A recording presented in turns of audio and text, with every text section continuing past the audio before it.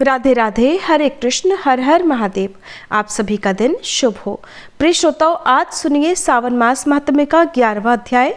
आज दिनांक है 9 अगस्त, दिन है रविवार और आज सावन मास के कृष्ण पक्ष की कामिका एकादशी है। एकादशी तिथि सुबह 11:05 तक रहेगी। इसके बाद में द्वादशी तिथि प्रारंभ होगी। ब्रह्म मुहूर्त सुबह 4:28 से 5:16 तक रहेगा। सूर्योदय होगा सुबह 6:04 पर और सूर्यास्त होगा शाम 7 बजे। मृगशीर्षा नक्षत्र आज दोपहर 2:43 तक रहेगा।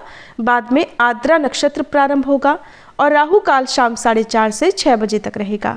प्रिय श्रोताओं, अब सुनिए सावन मास महात्म्य का 11वां अध्याय। भगवान बोले, हे ब्रह्मपुत्र, अब मैं स्वर्ण गौरी का शुभ व्रत कहूँगा। यह व्रत श्रावण मास में शुक्ल पक्ष की तृतीया तिथि को होता है। इस दिन प्रातःकाल स्नान करके नित्य कर्म करने के बाद संकल्प करें और 16 उपचारों से पार्वती जी तथा शंकर जी की पूजा करें। इसके बाद भगवान शंकर जी से प्रार्थना करें, हे देवदेव आइए, हे जगतपते मैं आपसे प्रार्थना करता हूँ, हे सुरसत्तम मेरे द्वारा की गई पूजा को आप स्वीकार करें। इस दिन भवानी पार्वती जी की प्रसन्नता और व्रत की पूर्णता के लिए दंपतियों को 16 वायन प्रदान करें और द्विज श्रेष्ठ की प्रसन्नता के लिए मैं यह वायन प्रदान करता हूँ ऐसा कहें। फिर चावल के चूर्ण के 16 पकवानों से 16 बांस की टोकरियों को भरकर और उन्हें वस्त्र आदि से युक्त करें और फिर 16 द्विज दंपतियों को बुलाकर इस प्रकार कहते हुए प्रदान करें कि व्रत की संपूर्णता के लिए मैं ब्राह्मणों को यह प्रदान कर रहा हूँ। मेरे कार्य की समृद्धि के लिए सुंदर अलंकारों से विभूषित तथा पतिव्रत से सुशोभित ये शोभामयी सुहागिन स्त्रियां इन्हें ग्रहण करें। इस तरह 16 वर्ष अथवा 8 वर्ष या 4 वर्ष या फिर 1 वर्ष तक इस व्रत को करके शीघ्र ही इसका उद्यापन कर देना चाहिए। पूजा के बाद कथा का श्रवण करके वाचक की विधिवत पूजा करनी चाहिए। सनत कुमार बोले, हे प्रभु, इस व्रत को सर्वप्रथम किसने किया, इसका महात्म्य कैसा है और इसका उद्यापन किस प्रकार करना चाहिए, वह सब भी आप मुझे बताएं। तब भगवान बोले, हे महाभाग, आपने उत्तम बात पूछी है। अब मैं आपके समक्ष मनुष्यों को सभी संपदाएं प्रदान करने वाले स्वर्ण गौरी नामक व्रत का वर्णन करता हूँ। पूर्व काल में सरस्वती नदी के तट पर सुविला नामक विशाल पुरी थी। उस नगरी में कुबेर के समान चंद्रप्रभ नामक एक राजा था। उस राजा की रूप लावण्य से संपन्न, सौंदर्य तथा मंद मुस्कान से युक्त और कमल के समान नेत्रों वाली महादेवी और विशाला नामक 2 पत्नियां थीं। उन दोनों में ज्येष्ठ महादेवी नामक पत्नी राजा को सबसे अधिक प्रिय थी। आखेट करने में आसक्त मन वाले वे राजा किसी समय वन में गए और सिंहों, शार्दूलों, शूकरों, वन्य भैंसों तथा हाथियों को मारकर प्यास से आकुल होकर उस घोर वन में इधर उधर भ्रमण करते रहे। राजा ने उस वन में चकवा चकवी तथा बत्तखों से युक्त भ्रमरों तथा पिकों से समन्वित और विकसित मल्लिका, चमेली, कुमुद तथा कमल से सुशोभित अप्सराओं का एक सुंदर सरोवर देखा। उस सरोवर के तट पर आकर उसका जल पीकर राजा ने भक्ति पूर्वक गौरी का पूजन करती हुई अप्सराओं को देखा। तब कमल के समान नेत्रों वाले राजा ने उनसे पूछा कि आप लोग यह क्या कर रही हैं। इस पर उन सब ने कहा, हम लोग स्वर्ण गौरी नामक उत्तम व्रत कर रही हैं। यह व्रत मनुष्यों को सभी संपदाएं प्रदान करने वाला है। हे राजन, आप भी इस व्रत को कीजिए। राजा बोले, इसका विधान कैसा है और इसका फल क्या है, मुझे यह सब विस्तार से बताएं। तब वे सारी स्त्रियां बताने लगी, हे राजन, यह स्वर्ण गौरी नामक व्रत श्रावण मास की शुक्ल पक्ष की तृतीया तिथि को किया जाता है। इस व्रत में भक्ति पूर्वक अत्यंत प्रसन्नता के साथ पार्वती जी तथा शिव जी की पूजा करनी चाहिए। पुरुष को 16 तारों वाला एक डोरा दाहिने हाथ में बांधना चाहिए। स्त्रियों के लिए बाएं हाथ में या गले में इस डोरे को बांधना चाहिए। यह सब सुनने के बाद संयत चित्त वाले राजा ने भी उस व्रत को संपन्न करके 16 धागों से युक्त डोरे को अपने दाहिने हाथ में बांध लिया। उन्होंने कहा, हे देव देवेशी, मैं इस डोरे को बांधता हूँ, आप मेरे ऊपर प्रसन्न हो और मेरा कल्याण करें। इस प्रकार देवी का व्रत करके वे अपने घर आ गए। राजा के हाथ में डोरा देखकर ज्येष्ठ रानी महादेवी ने पूछा और सारी बात सुनकर वह राजा के ऊपर अत्यंत कुपित हो उठी। राजा ने कहा, ऐसा मत करो, ऐसा मत करो। लेकिन रानी ने उस डोरे को तोड़कर बाहर एक सूखे पेड़ के ऊपर फेंक दिया। उस डोरे के स्पर्श मात्र से ही वह वृक्ष पल्लवों से युक्त हो गया। इसके बाद उसे देखकर दूसरी रानी भी आश्चर्यचकित हो उठी और उस वृक्ष पर स्थित टूटे हुए डोरे को उसने अपने बाएं हाथ में बांध लिया। उसी समय से उसके व्रत के महात्म्य से वह रानी राजा को अत्यंत प्रिय हो गई और उधर वह ज्येष्ठ रानी व्रत के अपचार के कारण राजा से त्यक्त होकर दुखी होकर वन में चली गई। अपने मन में वह भगवती देवी का ध्यान करते हुए मुनियों के पवित्र आश्रम में निवास करने लगी। कहीं कहीं श्रेष्ठ मुनियों के द्वारा ये कहकर आश्रम में रहने से रोक दी जाती थी कि हे पापिन, अपनी इच्छा के अनुसार यहाँ से चली जाओ। इस तरह घोर वन में इधर उधर भ्रमण करती हुई वह अत्यंत खिन्न होकर एक स्थान पर जाकर बैठ गई।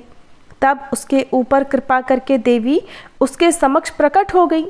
उन्हें देखकर वह रानी भूमि पर दंडवत प्रणाम करके उनकी स्तुति करने लगी। हे देवी, आपकी जय हो, आपको नमस्कार है। हे भक्तों को वर देने वाली, आपकी जय हो। शंकर जी के वाम भाग में विराजने वाली, आपकी जय हो। हे मंगल मंगले, आपकी जय हो। तब देवी की भक्ति के द्वारा वरदान प्राप्त करके और उन गौरी की अर्चना करके उसने जो व्रत किया, उसके प्रभाव से रानी के पति उसे घर ले गए। इसके बाद देवी की कृपा से उसकी समस्त कामनाएं भी पूर्ण हो गई। राजा सभी समृद्धियों से संपन्न होकर उन दोनों के साथ पूर्ण रूप से राज्य करने लगे। अंत में राजा ने उन दोनों रानियों सहित शिव पद को प्राप्त किया। इस प्रकार जो स्वर्ण गौरी के इस उत्तम व्रत को करता है वह मेरा तथा गौरी का अत्यंत प्रिय होता है और विपुल लक्ष्मी प्राप्त करके भूलोक में शत्रु समूह को पराजित कर शिव जी के विशुद्ध लोक को जाता है। हे सनत कुमार, अब आप दत्तचित्त होकर इस व्रत के उद्यापन की विधि भी सुनिए। चंद्रमा तथा तारा बल से युक्त शुभ तिथि तथा शुभ वार में एक मंडप बनाकर उसके मध्य में अष्टदल कमल के ऊपर धान्य रखकर उस पर एक कुंभ अर्थात कलश स्थापित करें। फिर उसके ऊपर 16 पल प्रमाण का बना हुआ एक तिल पूरित ताम्रमय पूर्ण पात्र रखें और उस पर पार्वती जी और शंकर जी की 2 प्रतिमाएं स्थापित करें। शिव जी की प्रतिमा श्वेत वर्ण के 2 वस्त्रों तथा शुक्ल वर्ण के यज्ञोपवीत से सुशोभित हो। उसके बाद वेदोक्त मंत्र से विधिवत उनकी प्रतिष्ठा करें और भली भांति पूजा करके रात्रि में जागरण करें। इसके बाद अगले दिन प्रातःकाल पूजा करने के बाद होम करें। सर्वप्रथम यह होम करके प्रधान होम करें। होम में 1000 अथवा 100 आहुति डालनी चाहिए। उसके बाद वस्त्र अलंकार तथा गौ के द्वारा आचार्य की पूजा करनी चाहिए और वायन प्रदान करना चाहिए। इसके बाद ब्राह्मणों को भोजन कराना चाहिए, साथ ही 16 दंपतियों को भी भोजन कराना चाहिए।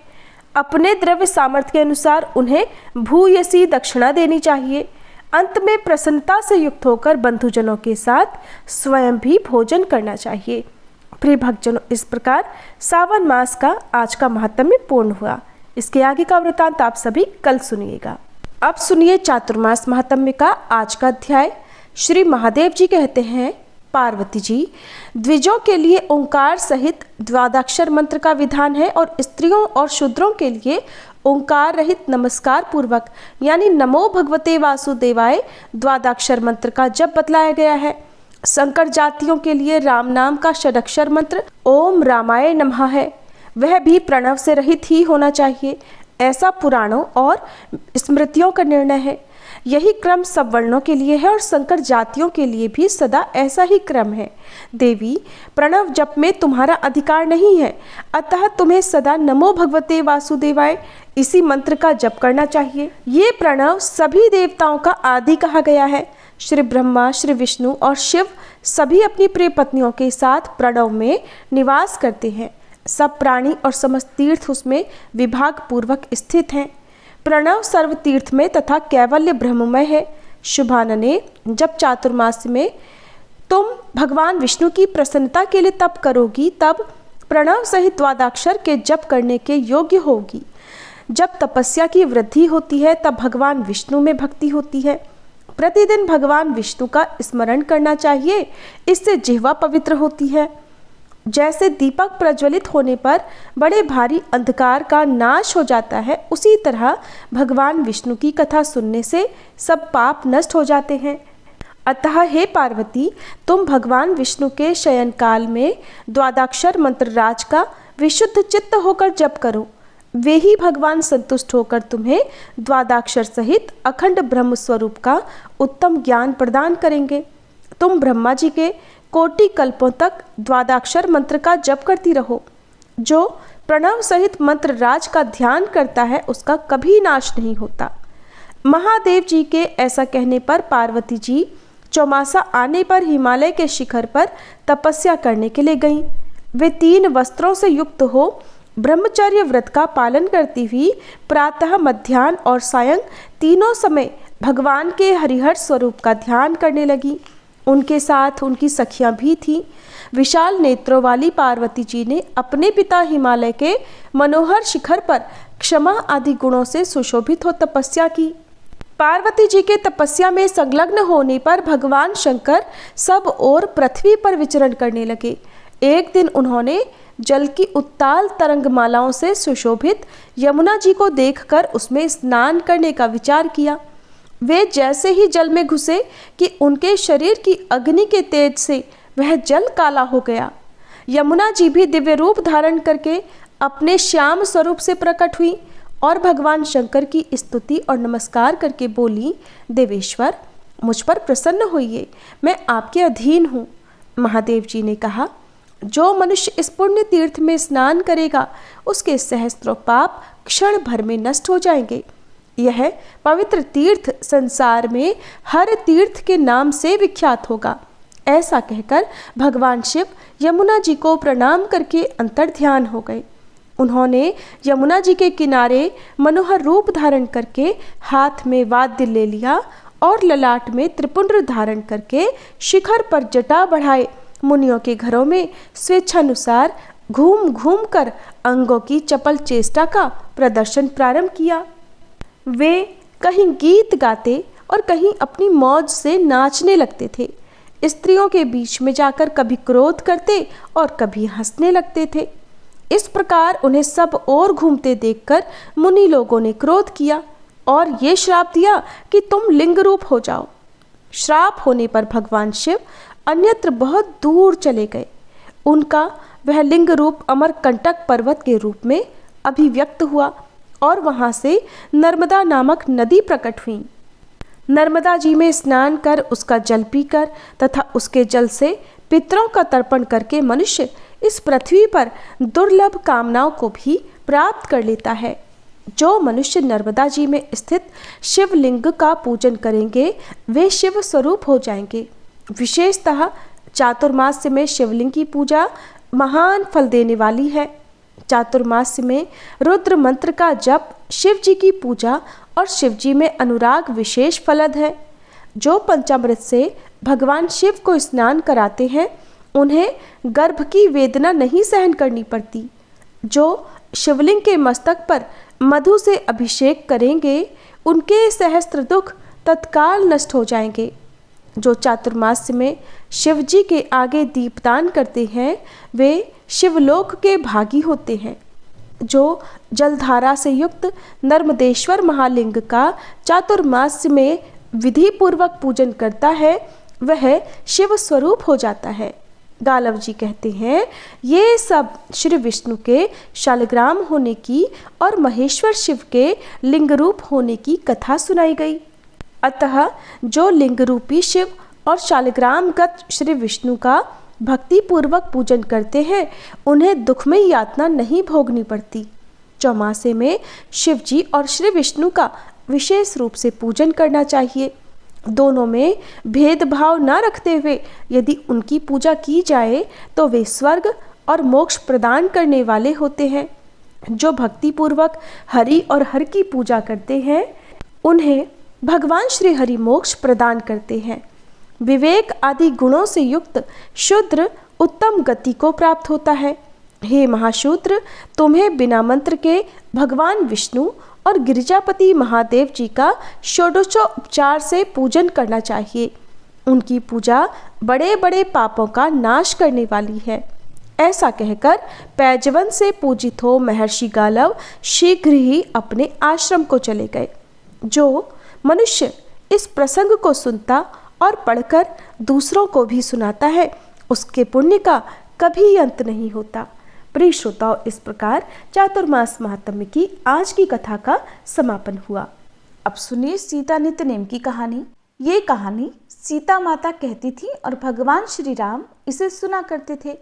एक दिन भगवान को किसी काम से बाहर जाना पड़ गया तो सीता माता कहने लगी, प्रभु मेरा तो 12 वर्ष का नित्यनेम है और अब आप बाहर जाएंगे तो मैं अपनी कहानी किसे सुनाऊंगी। तब भगवान राम जी ने कहा कि तुम कुएं की पाल पर जाकर बैठ जाना और वहाँ जो औरतें पानी भरने आएंगी उन्हें अपनी कहानी सुना देना। सीता माता भगवान के कहे अनुसार कुएं की पाल पर जाकर बैठ गई। तभी एक स्त्री आई जिसने रेशम जरी की साड़ी पहन रखी थी और सोने का घड़ा ले रखा था। सीता माता ने उसे देखा तो कहने लगी कि बहन, मेरा 12 वर्ष का नित्यनेम सुन लो। तब वह स्त्री बोली, मैं तुम्हारा नित्यनेम सुनूंगी तो मुझे तो घर जाने में देर हो जाएगी, फिर मेरी सास मुझसे लड़ेगी। उसने कहानी नहीं सुनी और चली गई। घर जाते ही उसकी रेशम जरी की साड़ी फट गई, सोने का घड़ा मिट्टी के घड़े में बदल गया। ये सब देखकर सासू माँ ने पूछा, अरे बहू, ये किसका दोष अपने सिर पर लगाकर आई हो? तब बहू ने कहा कि माँ जी, कुएं पर एक औरत बैठी थी। उसने कहानी सुनने के लिए कहा लेकिन मैंने नहीं सुनी, जिसका ये फल मुझे मिला है। अब बहू की बात सुनकर अगले दिन वही साड़ी और घड़ा लेकर सास कुएं की पाल पर गई। सास को वहीं पर सीता माता बैठी मिली तो सीता माता ने उससे भी कहा कि बहन, मेरी कहानी सुन लीजिए। सास बोली कि एक बार छोड़, मैं तो 4 बार कहानी सुन लूंगी। तब सीता माता ने कहना शुरू किया, राम आए लक्ष्मण आए, देश के पुजारी आए, नित नेम का नेम लाए, आओ राम बैठो राम, तपी रसोई जीमो राम, माखन मिश्री खाओ राम, दूध बताशा पियो राम, सूत के पल का मोठो राम, शाल दुशाला पोठो राम, शाल दुशाला ओढ़ो राम, जब बोलूं जब राम ही राम, राम सवारे सबके काम, खाली घर भंडार भरेंगे, सबका बेड़ा पार करेंगे, श्री राम जय जय राम। सास बोली कि बहन, कहानी तो बहुत अच्छी लगी। कहानी सुनकर सास घर चली गई और उसकी वह साड़ी फिर से रेशम जरी की बन गई और मिट्टी का घड़ा भी सोने के घड़े में बदल गया। ये सब देखकर बहू बोली, माँ जी, आपने ये सब कैसे किया? सास ने कहा, बहू, तू तो दोष लगा के आई थी और मैं अब दोष उतार कर आ रही हूँ। बहू ने हैरान होकर फिर पूछा कि तो माँ जी, वो कुएं वाली स्त्री कौन है? सास बोली, वे तो साक्षात सीता माता थी। वे पुराने से नया कर देती हैं, खाली घर में भंडार भर देती हैं, वह लक्ष्मी जी का वास घर में कर देती हैं, व्यक्ति की जो भी इच्छा हो उसे पूरा कर देती हैं। तब बहू बोली, माँ जी, फिर तो ऐसी कहानी मुझे भी सुना दीजिए। सास बोली कि ठीक है, तुम भी सुनो। फिर सास ने कहानी शुरू की, राम आए लक्ष्मण आए, देश के पुजारी आए, नित नेम का नेम लाए, आओ राम बैठो राम, तपी रसोई जीमो राम, माखन मिश्री खाओ राम, दूध बताशा पियो राम, सूत के पल का मोठो राम, शाल दुशाला पोठो राम, शाल दुशाला ओढ़ो राम, जब बोलूं जब राम ही राम, राम सवारे सबके काम, खाली घर भंडार भरेंगे, सबका बेड़ा पार करेंगे, श्री राम जय जय राम। कहानी सुनकर बहू बोली, माँ जी, कहानी तो बहुत अच्छी है। सास ने कहा, ठीक है, अब तो हम इस कहानी को रोज कहा करेंगे। अब सास बहू रोज सवेरे उठती, नहाती धोती और पूजा करने के बाद नित्य नेम की सीता माता की कहानी कहती। एक दिन उनके यहाँ पड़ोस की एक औरत आई और बोली, बहन जरा सी आँच तो देना। तो वे बोली कि आँच तो अभी तक हमने जलाई ही नहीं। पड़ोसन ने पूछा, तो फिर तुम सुबह 4 बजे से उठकर कर क्या रही हो? उन्होंने बताया कि सुबह उठकर हम तो पहले पूजा करते हैं, फिर सीता माता की नित्य नेम की कहानी कहते हैं। पड़ोसन ने उनकी बात सुनकर फिर पूछा, सीता माता की कहानी कहने से तुम्हें क्या मिला? तब वे बोली कि इनकी कहानी कहने से घर में भंडार भर जाते हैं, सारे काम सिद्ध हो जाते हैं, मन की इच्छा भी पूरी होती है। पड़ोसन बोली कि बहन, फिर तो ऐसी कहानी मुझे भी सुना दो। वह बोली, ठीक है, तो फिर तुम भी ये कहानी सुन लो। राम आए, लक्ष्मण आए, देश के पुजारी आए, नित्य नेम का नेम लाए। आओ राम, बैठो राम, तपी रसोई जीमो राम, माखन मिश्री खाओ राम, दूध बताशा पियो राम, सूत के पल का मोठो राम, शाल दुशाला पोठो राम, शाल दुशाला ओढ़ो राम। जब बोलूं जब राम ही राम, राम सवारे सबके काम, खाली घर भंडार भरेंगे, सबका बेड़ा पार करेंगे। श्री राम जय राम, जय जय राम। सारी कहानी सुनने के बाद पड़ोसन कहने लगी, बहन कहानी तो मुझे बहुत अच्छी लगी। अब वह पड़ोसन भी नित्यनेम सीता माता की कहानी कहने लगी। कहानी कहने से सीता माता ने पड़ोसन के भी भंडार भर दिए। अब तो पूरे मोहल्ले में नित्यनेम की कथा चल पड़ी और हर किसी की मनोकामना सीता माता की कृपा से पूरी होने लगी। हे सीता माता, हे जानकी माता, जैसे आपने उनके भंडार भरे वैसे ही हम सबके भी भरना। कहानी कहने वाले के, सुनने वाले के और हुंकार भरने वाले के भी। सभी प्रेम से बोलिए, सीता माता की जय। प्रिय श्रोताओं, अब सुनिए वैद्यनाथेश्वर ज्योतिर्लिंग की कथा। श्री सूत जी कहते हैं, अब मैं वैद्यनाथेश्वर ज्योतिर्लिंग का पापहारी महात्म्य बताऊंगा। सुनो। राक्षस राज रावण, जो बड़ा अभिमानी और अपने अहंकार को प्रकट करने वाला था, उत्तम पर्वत कैलाश पर भक्ति भाव से भगवान शिव की आराधना कर रहा था। कुछ समय तक आराधना करने पर जब महादेव प्रसन्न नहीं हुए, तब वह शिव जी की प्रसन्नता के लिए दूसरा तप करने लगा। रावण ने सिद्धि के स्थान भूत हिमालय पर्वत से दक्षिण वृक्षों से भरे हुए वन में पृथ्वी पर एक बहुत बड़ा गड्ढा खोदकर उसमें अग्नि की स्थापना की और उसके पास ही भगवान शिव को स्थापित करके हवन आरंभ किया। ग्रीष्म ऋतु में वह 5 अग्नियों के बीच में बैठता, वर्षा ऋतु में खुले मैदान में चबूतरे पर सोता और शीतकाल में जल के भीतर खड़ा रहता। इस तरह 3 प्रकार से उसकी तपस्या चलती थी। इस रीति से रावण ने बहुत तप किया तो भी दुरात्माओं के लिए, जिनको रिझाना कठिन है, वे महात्मा परमेश्वर उस पर प्रसन्न नहीं हुए। तब दैत्यराज रावण ने अपना मस्तक काटकर शंकर जी का पूजन आरंभ किया। विधि पूर्वक शिव जी की पूजा करके वह दशानन अपना एक एक सिर काटता और भगवान को समर्पित कर देता था। इस तरह उसने क्रमशः अपने 9 सिर काट डाले। जब एक ही सिर बाकी रह गया, तब भक्त वत्सल भगवान शंकर संतुष्ट और प्रसन्न हो वहीं उसके सामने प्रकट हो गए। भगवान शिव ने उसके सभी मस्तकों को पूर्ववत निरोग करके उसे उसकी इच्छा के अनुसार अनुपम उत्तम बल प्रदान किया।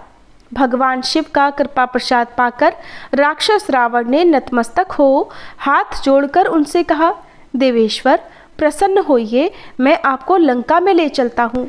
आप कृपा करके मेरे इस मनोरथ को सफल कीजिए, मैं आपकी शरण में आया हूँ। रावण के ऐसा कहने पर भगवान शंकर बड़े संकट में पड़ गए और अनमने होकर बोले, राक्षस राज, मेरी सार गर्भित बात सुनो। तुम मेरे इस उत्तम लिंग को भक्तिभाव से अपने घर को ले जाओ, परंतु जब तुम इसे कहीं भूमि पर रख दोगे तब ये वहीं सुस्थिर हो जाएगा, इसमें संदेह नहीं है। अब तुम्हारी जैसी इच्छा हो वैसा करो। सूत जी कहते हैं, ब्राह्मणों, भगवान शंकर के ऐसा कहने पर राक्षस राज रावण बहुत अच्छा कहकर वह शिवलिंग साथ लेकर अपने घर की ओर चला, परंतु मार्ग में भगवान शिव की माया से उसे मूत्रोत्सर्ग की इच्छा हुई। पुलत्स नंदन रावण सामर्थ्यशाली होने पर भी मूत्र के वेग को रोक नहीं सका। इसी समय वहां आसपास एक ग्वाले को देखकर उसने प्रार्थना पूर्वक वह शिवलिंग उसके हाथ में थमा दिया और स्वयं मूत्र त्याग के लिए बैठ गया। एक मुहूर्त बीतते बीतते वह ग्वाला उस शिवलिंग के भार से अत्यंत पीड़ित होकर व्याकुल हो गया। तब उसने उसे पृथ्वी पर रख दिया। फिर तो वह हीरकमय शिवलिंग वहीं स्थित हो गया। वह दर्शन करने मात्र से संपूर्ण अभीष्टों को देने वाला और पाप राशि को हरने वाला है। मुने वही शिवलिंग तीनों लोकों में वैद्यनाथेश्वर के नाम से प्रसिद्ध हुआ, जो सत्पुरुषों को भोग और मोक्ष देने वाला है। यह दिव्य उत्तम और श्रेष्ठ ज्योतिर्लिंग दर्शन और पूजन से भी समस्त पापों को हर लेता है और मोक्ष की प्राप्ति कराता है। वह शिवलिंग जब संपूर्ण लोकों के हित के लिए वहीं स्थित हो गया, तब रावण भगवान शिव का परम उत्तम वर पाकर अपने घर को चला गया। वहां जाकर उस महान असुर ने बड़े हर्ष के साथ अपनी प्रिया मंदोदरी को सारी बातें कह सुनाई। इंद्र आदि संपूर्ण देवताओं और निर्मल मुनियों ने जब यह समाचार सुना, तब वे आपस में सलाह करके वहां आए। उन सब का मन भगवान शिव में लगा हुआ था। उन सब देवताओं ने उस समय वहां बड़ी प्रसन्नता के साथ शिव जी का विशेष पूजन किया। वहां भगवान शंकर का प्रत्यक्ष दर्शन करके देवताओं ने उस शिवलिंग की विधिवत स्थापना की और उसका वैद्यनाथ नाम रखकर उसकी वंदना और स्तवन करके वे स्वर्गलोक को चले गए।